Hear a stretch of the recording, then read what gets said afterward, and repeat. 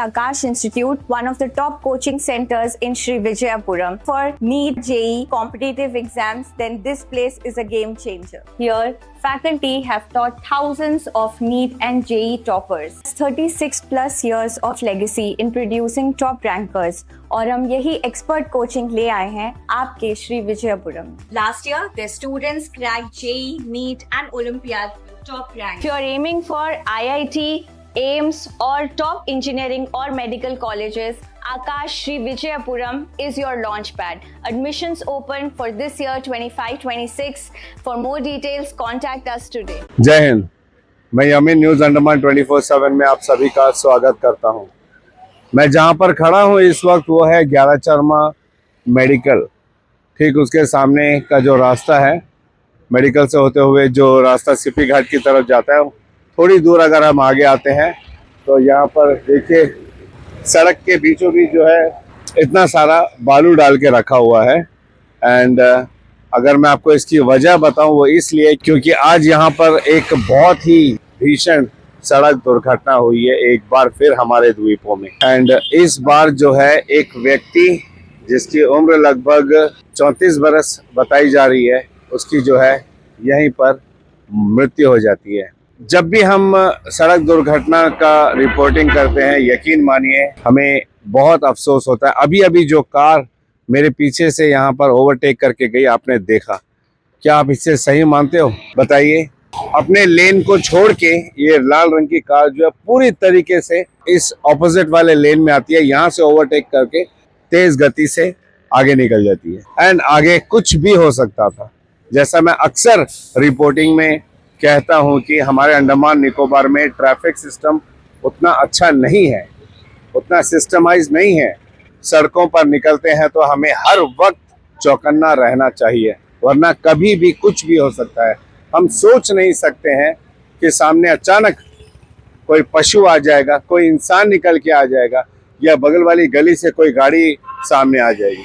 तो गति हमारी उतनी ही होनी चाहिए जिस पर हम कभी भी नियंत्रण पा सके। आज का ये जो मामला है, उत्तर प्रदेश का रहने वाला एक निवासी है, मात्र 34 बरस का, और वो हमारे अंडमान निकोबार आया था क्योंकि बाय प्रोफेशन वो एक मैकेनिकल इंजीनियर है और यहाँ पे किसी सर्विस स्टेशन में कोई बड़ी मशीन को इंस्टॉल करने के लिए यहाँ पर आया हुआ था। अभी 4-5 हफ्ते से ही हमें सूत्रों से पता चला है कि वो यहाँ पे रह रहा था अपने एक और साथी के साथ में, अपने काम के सिलसिले में यहाँ पर आया था और अपनी स्कूटी से 11 चरमा मेडिकल की तरफ से जो है सीपी घाट की तरफ इस रास्ते से जा रहा था। एकदम कायदे से फुल हेलमेट पहनकर अपने सड़क के एक किनारे से जा रहा था। तभी अचानक उसे पता ही नहीं था पीछे से उसकी मौत आ रही है। जिरकाटांग रूट की बस जो हम आप लोगों को स्क्रीन पर दिखा रहे हैं वो पीछे से आती है एंड इस अच्छा खासा चौड़ा रास्ता है, उस स्कूटी वाले को ओवरटेक करती है। एंड ओवरटेक करने के बाद इस बस का जो साइड का हिस्सा है वो जाके टकराती है इस व्यक्ति से कुछ दूरी पे। एंड वो व्यक्ति जो है अपना नियंत्रण खो देता है पूरी तरीके से। जो व्यक्ति साइड में गाड़ी चला रहा था वो व्यक्ति अपना नियंत्रण खोता है और वो गिर जाता है। जो ही वो गिरता है उसके शरीर का जो सर का हिस्सा है वो बस के टायर के नीचे आ जाती है एंड मौके पर ही उस व्यक्ति की जान निकल जाती है। अब बताइए आप, उस व्यक्ति की गलती क्या थी? हेलमेट पहनकर लाइसेंस होल्डर एक कायदे से एक सीमित गति में अपना यहाँ से जा रहा था, तभी अचानक से उसे पता ही नहीं चलता है कि एक बस जो उसे ओवरटेक करते हुए अच्छी खासी गति में यहाँ से पार होता है, उसे ठोकर मारकर निकल जाती है, जिसमें उसकी जान चली जाती है। हमने कई बार रैश ड्राइविंग के वजह से हुए सड़क दुर्घटनाओं का मामला आप लोगों के सामने रखा हमारे द्वीपों में। हमने कई बार drink and drive, hit and run, न जाने ऐसे कितने मामले सड़क दुर्घटनाओं के एक के बाद एक हमने आप लोगों के समक्ष रखा जो भी हमारे द्वीपों में हुआ। और हर बार हमने यही प्रयत्न किया कि आप लोगों से ये निवेदन करें, हाथ जोड़कर विनम्र निवेदन करें कि कृपया थोड़ा सा जब हम सड़क पर निकलते हैं तो ध्यान दीजिए, अपनी सुरक्षा के साथ दूसरों की सुरक्षा का भी ध्यान दीजिए। गाड़ी सीमित गति में चलाएं। अभी परसों का ही मामला है, आप लोगों ने सुना होगा चौलदारी में किस तरीके से ओवर स्पीड ड्राइविंग करते हुए एक 21 साल के युवक की जान चली जाती है।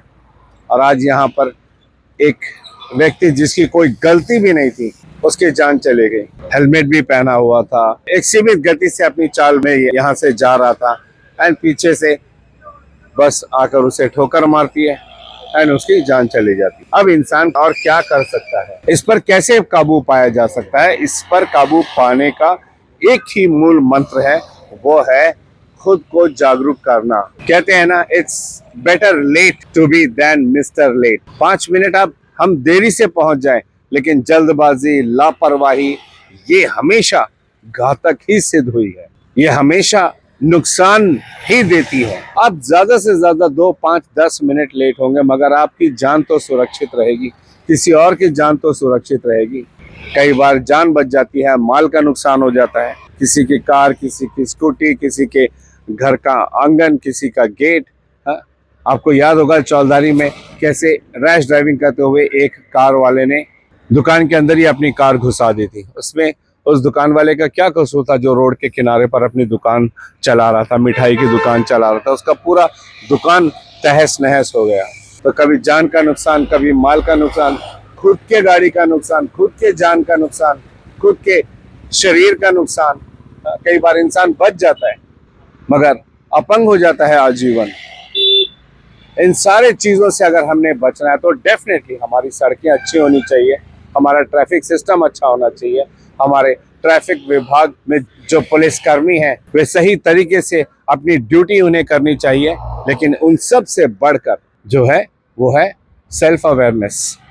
हम खुद अपने आप को जागरूक करें कि ट्रैफिक नियमों का पालन करना कितना अनिवार्य है और जानिए कि क्यों अनिवार्य है, ताकि ऐसी घटनाओं से हम बच सकें, खुद को भी बचा सकें, औरों को भी बचा सकें। आज इस व्यक्ति का कोई कसूर नहीं था। हमने तमाम यहाँ पे जो लोग मौजूद थे उनसे बात की, सबने अफसोस जताया। हमने पुलिस वाले जो यहाँ पर आए थे, फॉरेंसिक जो यहाँ पे आए थे, हमने सबसे जितना हुआ हमने जानकारी जुटाने की कोशिश की। सबको यही अफसोस है कि इसका कसूर क्या है, लेकिन जो होना था वो हो चुका है, जिसके लिए हमें बड़ा अफसोस है। हम परमात्मा से उनकी आत्मा की शांति की प्रार्थना करते हैं बेशक, साथ में ये भी निवेदन करते हैं आप सभी द्वीपवासियों से कि जीवन बहुमूल्य होता है, अति बहुमूल्य होता है। हमारा जीवन, हमारे परिवार, हमारे दोस्त, हमारे शुभ चिंतक, उनके लिए भी बहुमूल्य होता है। इसलिए कृपया करके किसी भी तरह की लापरवाही से गाड़ियां ना चलाएं, सड़क पर ना निकले।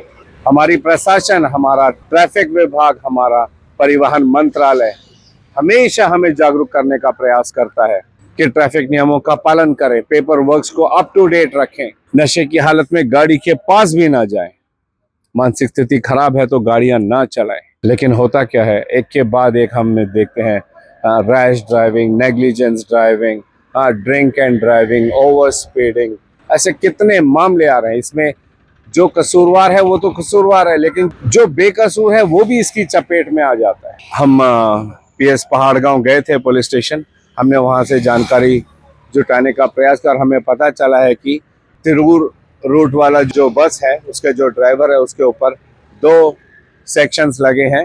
BNS 106(1) जो कि पहले IPC की धारा 304A हुआ करता था, जो कि किसी की जान लेना लापरवाही के वजह से, नेग्लिजेंस के वजह से, वो धारा। इसके अलावा BNS 281 281 rash and negligent driving, ये 2 सेक्शंस उस ड्राइवर पर लगे हैं, लेकिन जिसकी जान जानी थी वो जा चुकी है। अब यहाँ पर इतना खून फैला हुआ था पूरे सड़क में कि पानी मारने पर भी जब वो पूरी तरीके से क्लीन नहीं हुआ तो लोगों ने जो है यहाँ बगल में ही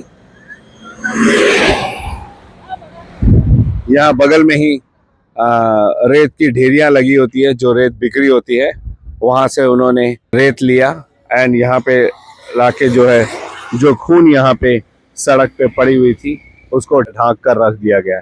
लेकिन हम ये भी निवेदन करते हैं कि जितनी जल्दी हो सके इस रेत को यहाँ से हटा दिया जाए, क्योंकि रेत भी एक बहुत बड़ी वजह होती है गाड़ियों के फिसलने की। खासकर जो 2 पहिया वाहन होती हैं वे रेतों में, बजरी कंकर में, पत्थर, छोटे छोटे पत्थर के टुकड़ों में बड़े आसानी से डिसबैलेंस हो सकते हैं और उससे भी दुर्घटना हो सकती है। बड़े अफसोस के साथ हमने ये रिपोर्टिंग की है और अंत में यही निवेदन करते हैं कि कृपया करके ट्रैफिक नियमों का पालन कीजिए। हमारे द्वीपों की सड़कें उतनी अच्छी नहीं हैं, कई जगह पे सड़क के नाम पे गड्ढे भरे पड़े हैं, हम सब जानते हैं। ये तो अच्छी खासी सड़क है, कई जगह पे जहां मेंटेनेंस वर्क किया गया है सड़क के ऊपर में रीपैचिंग करते हैं, वहां पे सड़क के ऊपर थोड़ा सा जमीन उठ जाता है। उबड़ खाबड़ वाली कई जगह पर हमारे म्युनिसिपल एरिया में भी सड़क है जो समतल नहीं है। तो हमने जो है हमेशा ध्यान पूर्वक गाड़ी चलानी चाहिए जब भी हम सड़क पर निकलते हैं, ताकि सबसे पहली बात हम खुद सुरक्षित रहें और हमारी सावधानी की वजह से और लोग भी सुरक्षित रह सकते हैं। ये जागरूकता जब हमारे अंदर आ जाएगी, यकीन मानिए हमारे द्वीपों में सड़क दुर्घटनाएं होनी एकदम कम हो जाएगी। हो सकता है एक दिन एक्सीडेंट फ्री अंडमान निकोबार भी बन जाए।